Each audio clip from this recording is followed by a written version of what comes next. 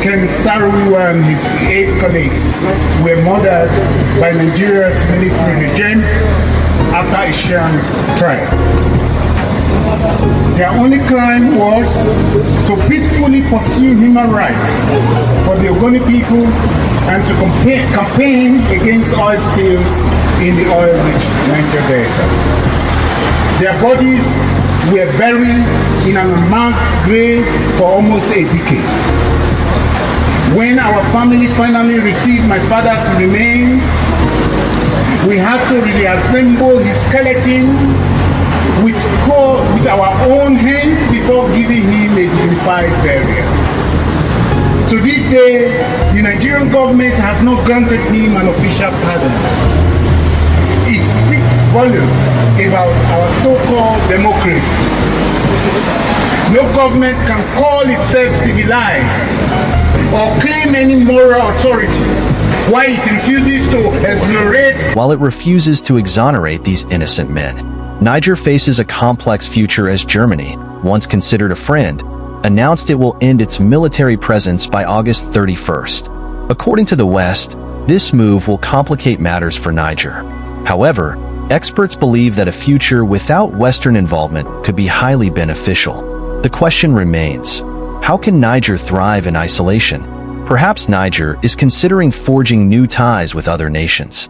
Let's explore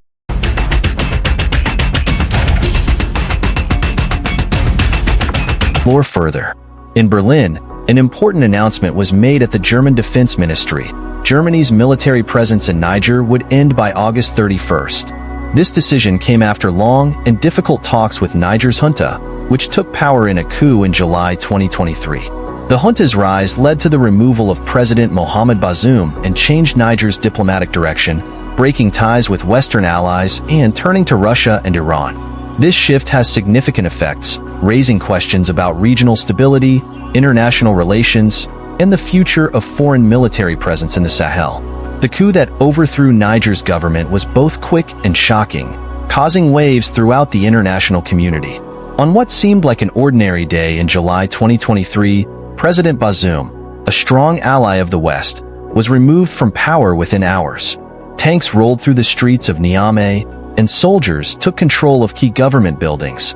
The bustling city suddenly became quiet and tense, as people faced an uncertain future.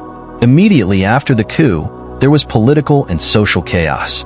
The new military leaders quickly took control, dismantling existing political structures and installing their own people. Diplomatic relations with the United States and France, Niger's former colonial ruler, cooled almost instantly. This was a stark change from the previous government's policies, which were marked by close ties with Western nations and a commitment to democracy. In a bold move, the junta formed new partnerships with Russia and Iran, signaling a major shift in the country's foreign policy. This change mirrored what happened in neighboring Mali and Burkina Faso, both of which also experienced military coups and were dealing with jihadist insurgencies. Aligning with Russia and Iran wasn't just about diplomacy.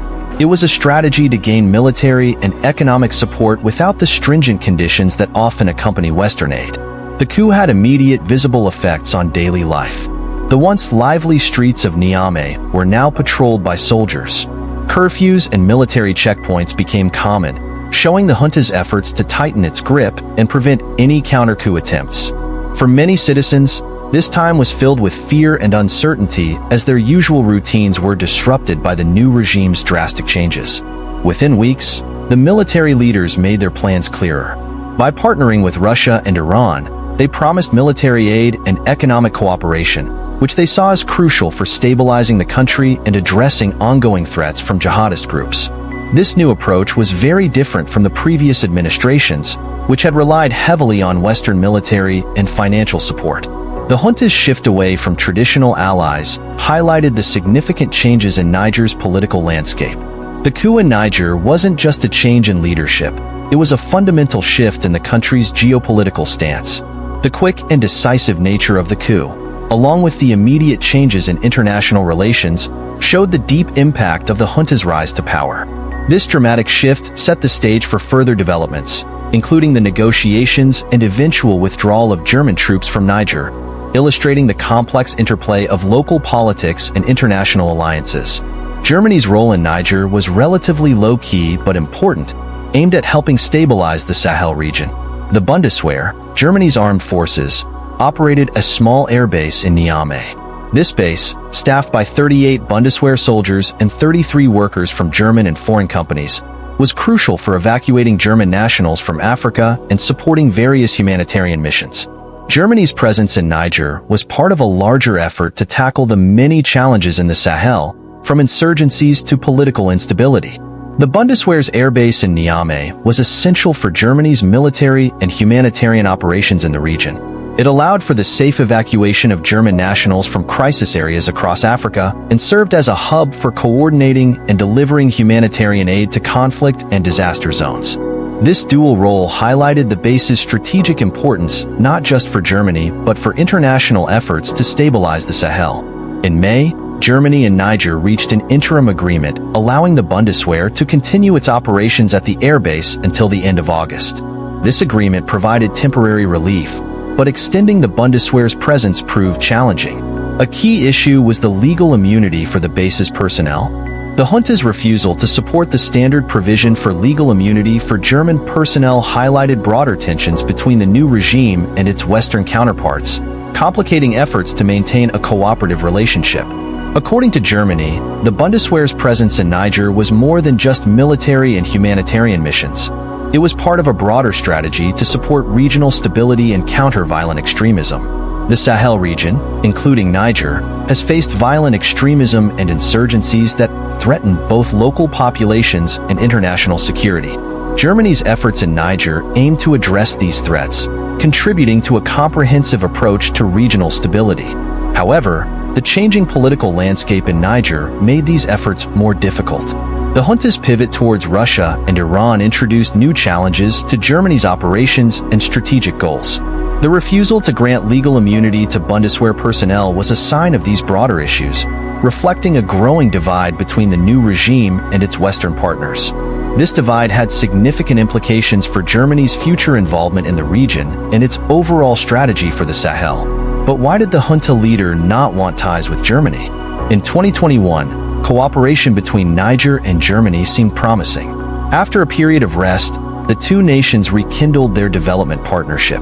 Berlin pledged a generous €120 million in aid over 2 years to foster peaceful societies, transform food systems, and improve health policies in Niger.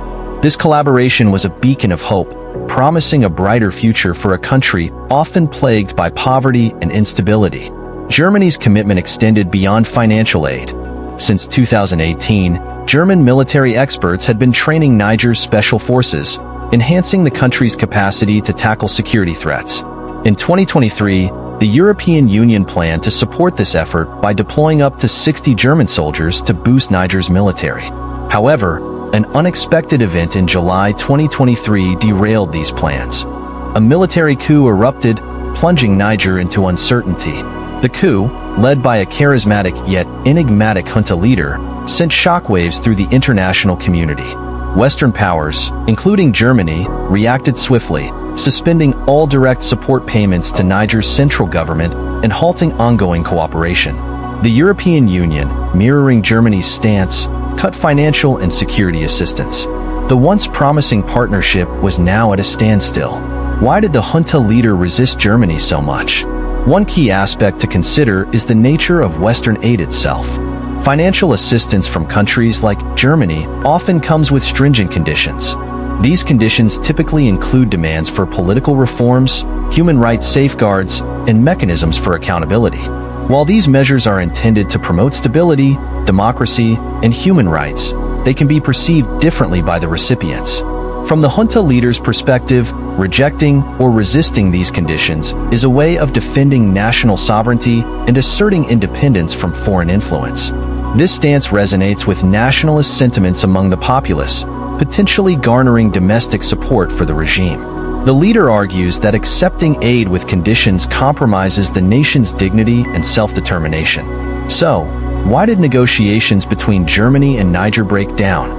The negotiations were fraught with difficulties from the outset, reflecting deep-seated mistrust and conflicting priorities. Throughout the summer, diplomats and military officials from both sides engaged in protracted discussions, attempting to find common ground on key issues. However, the talks were marred by a fundamental lack of alignment, with each side prioritizing different aspects of the agreement. The German Defense Ministry emphasized the importance of legal protections for its personnel, a standard provision in international military agreements. Without these legal safeguards, the continued presence of the Bundeswehr in Niger posed significant risks, not just for the personnel involved, but for Germany's broader strategic interests in the region. The issue of legal immunity became a major sticking point in the negotiations. For Germany, ensuring that its personnel were protected under international law was non-negotiable. This legal immunity is a standard provision in many military agreements, providing assurances that soldiers and support staff would not be subject to local judicial processes for actions taken in the course of their duties. However, the Nigerian junta, emboldened by its newfound alliances with Russia and Iran, was unwilling to concede on this point. The junta's refusal to grant legal immunity was indicative of broader geopolitical shifts and a growing reluctance to accommodate Western military forces. As the negotiations dragged on, it became increasingly clear that a resolution was unlikely. The junta, confident in its pivot towards Russia and Iran, saw little benefit in accommodating Western military forces. This confidence was bolstered by promises of military and economic support from its new allies, which provided an alternative to the traditional reliance on Western aid and cooperation. For Germany, the situation grew untenable. Without the necessary legal safeguards, the continued presence of the Bundeswehr in Niger posed unacceptable risks, both legally and operationally. The impasse underscored the complexities of international diplomacy and the challenges of maintaining foreign military operations in a rapidly changing geopolitical environment. The breakdown in negotiations was not just about legal immunity. It reflected deeper strategic and political divergences. The Nigerian junta's alignment with Russia and Iran was part of a broader realignment in the Sahel region, where several countries were re-evaluating their relationships with traditional Western allies. This realignment had significant implications for regional stability and international relations, illustrating the complex interplay of local politics and international alliances. Ken Saro-Wiwa and his colleagues were murdered by Nigeria's military regime for advocating human rights and protesting oil spills. Their bodies were buried in an unmarked grave for almost a decade. The Nigerian government has not officially recognized them, highlighting the fragile state of the country's democracy. Germany's decision to end its military presence in Niger by August 31st has sparked significant debate. The German Defense Ministry's announcement comes after prolonged negotiations with Niger's junta, which assumed power in a coup. This shift marks a significant geopolitical change as Niger pivots from Western alliances to partnerships with Russia and Iran, complicating efforts to address regional stability and international security. The coup that ousted President Mohamed Bazoum disrupted the country and led to a rapid change in international relations. Germany's military and humanitarian missions in Niger aim to support regional stability and counter violent extremism. However, the junta's refusal to grant legal immunity to German personnel reflected deeper geopolitical tensions and a reluctance to accommodate Western military forces. In 2021, Germany and Niger enjoyed a promising partnership, with Germany pledging significant aid and military training. However, the 2023 coup and the junta's new alliances with Russia and Iran led to a breakdown in negotiations with Germany. The refusal to grant legal immunity became a major sticking point, highlighting the complexities of international diplomacy and the challenges of maintaining foreign military operations in a changing geopolitical landscape. The end of German military ties signifies a critical step for Niger in reclaiming its sovereignty. This move offers Niger the opportunity to strengthen its national institutions, pursue economic independence, and diversify its diplomatic relations. By shifting away from Western influence, Niger can foster regional solidarity and cooperation, develop a more capable defense infrastructure, and address security challenges more effectively. Niger's new alliances with Russia and Iran represent a strategic effort to explore partnerships free from historical exploitation. This shift can lead to more balanced international relations and empower Niger to pursue its national interests and development goals. The withdrawal of German forces allows Niger to redefine its role on the global stage and contribute to a broader African movement towards independence from neo-colonial influence. If Germany thinks its exit will bother Niger, they are not right. The termination of Germany's military presence should be seen as a moment of empowerment and opportunity for Niger to reclaim its sovereignty, diversify its relations,